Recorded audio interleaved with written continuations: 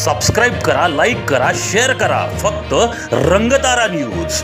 Bell icon दाबायला विसरू नका. निर्भीड आणि निष्पक्ष रंगतारा न्यूज.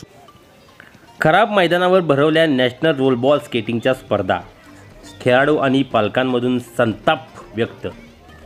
साताऱ्यातील सुप्रसिद्ध छत्रपती शाहू स्टेडियम येथील नॅशनल लेव्हलच्या रोलबॉल चॅम्पियन स्पर्धा आयोजित करण्यात आल्या आहेत. या स्पर्धा 28 आणि 29 डिसेंबर अशा होणार आहेत. देशभरातून स्पर्धक रोलबॉल स्पर्धेमध्ये सहभागी होण्यासाठी आले आहेत. मात्र जिल्हा क्रीडा कार्यालयाच्या वतीने या खेळाडूंसाठी दर्जेदार मैदानाची व्यवस्था करणे गरजेचं होतं. मात्र बास्केटबॉलच्या मैदानावर या स्पर्धा आयोजन करण्यात आल्या आहेत. हे मैदान निकृष्ट दर्जाचं झाले आहे. अनेक ठिकाणी या मैदानाला खड्डे पडले आहेत. स्केटिंगच्या या माध्यमातून रोलबॉल खेळ केला जातो.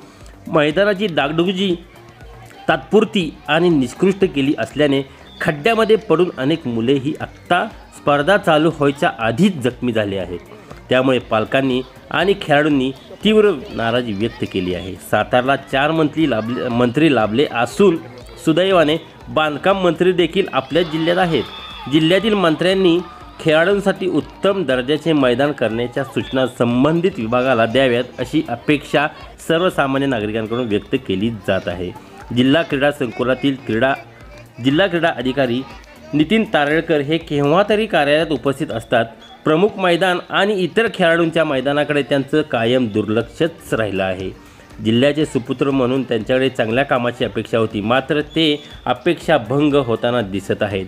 कामात काचकूचपणा करणे, निष्काळजीपणा करणे आणि नुसत्या टाळटिलावजीपणा करणे एवढंच फक्त नितीन तारळकर यांना जमतं.